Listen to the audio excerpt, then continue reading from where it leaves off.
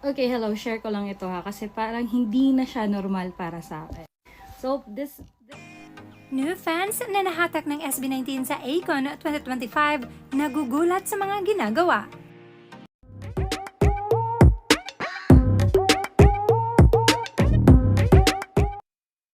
So here's a new fan and her statement nang mahatak siya ng SB19 and their Akon 2025 performance. And as a fan, tiyak na makaka-relate kayo dito.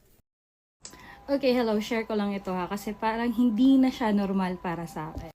So, this video is for mga 18s. Sa mga bagong 18s na gaya ko. Sa mga bagong fans ng SB19. So, after lumabas ng Akon video nila, Akon 2025, sinend ng friend ko, which is an 18 as well, yung link. So, dahil bored ako that time, pinanood ko siya. Tapos, yung una talagang nakakuha ng pansin ko is si Ken. I know most of you know the reason why Ken, napakaangas, tapos yung mata niya talaga. Tapos, besh, yung number one talaga dun is yung boses niya. Talagang napawaw ako sa boses niya. Then, yung simpleng panonood lang sana ng video, yung tipo na 1 minute, 2 minutes lang. Imagine 20 minutes.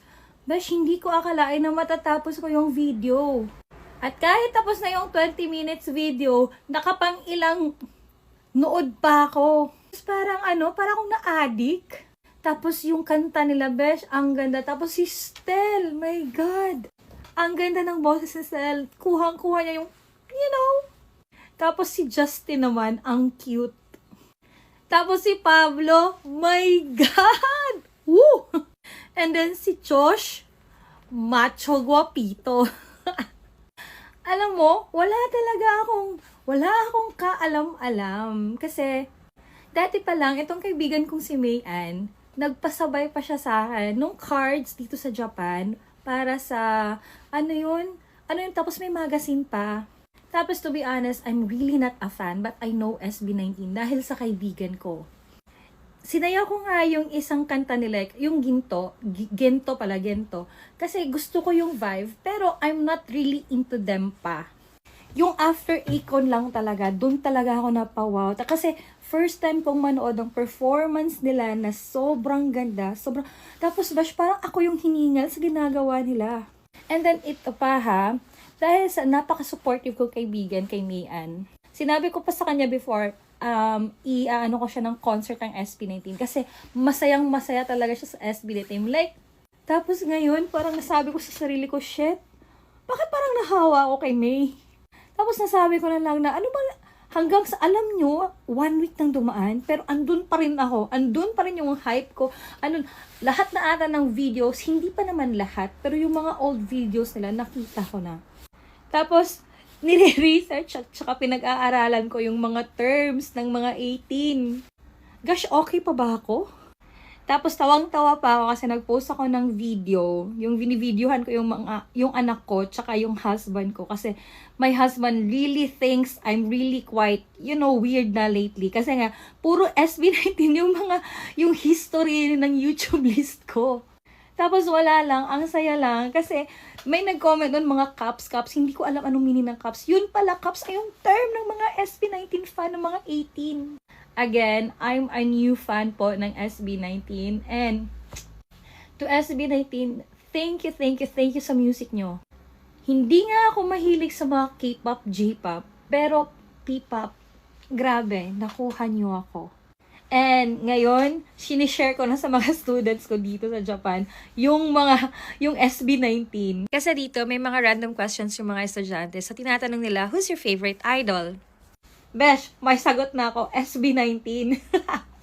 So, ayun lang. Thank you so much. Especially sa kaibigan kong si Mayan.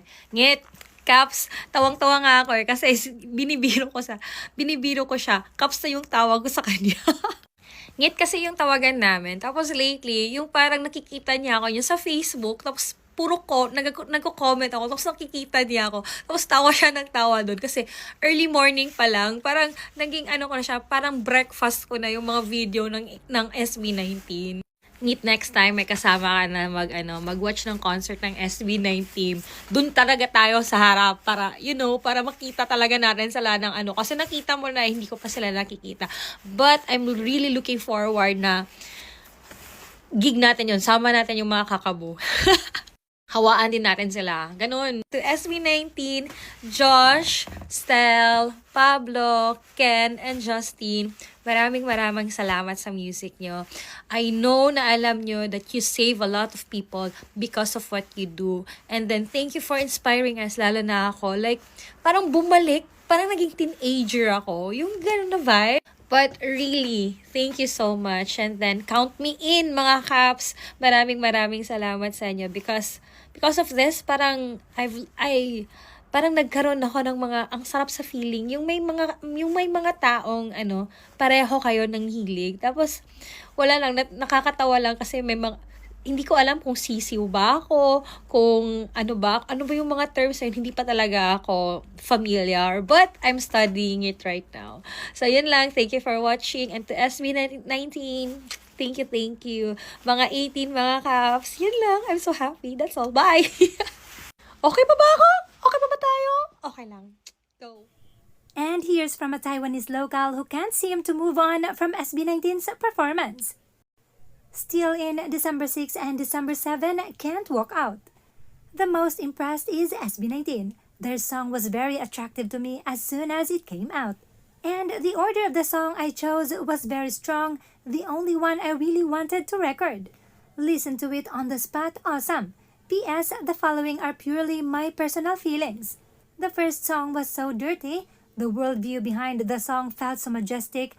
The song caught my attention as soon as it came out.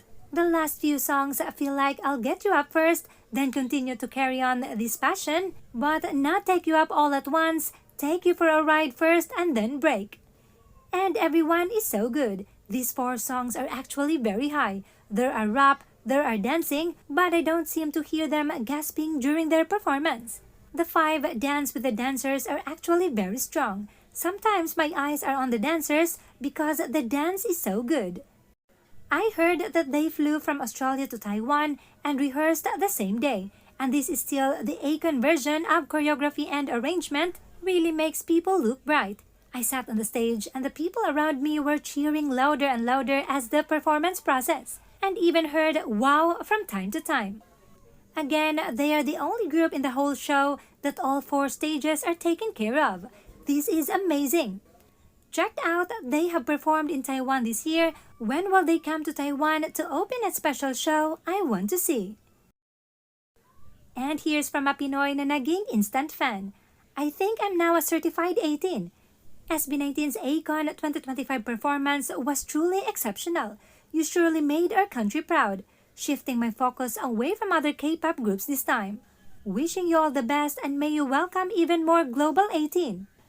I'm not sure how else to promote SB19 to others. I've been chatting about them non-stop in various group threads since Akon. Do you have any suggestions?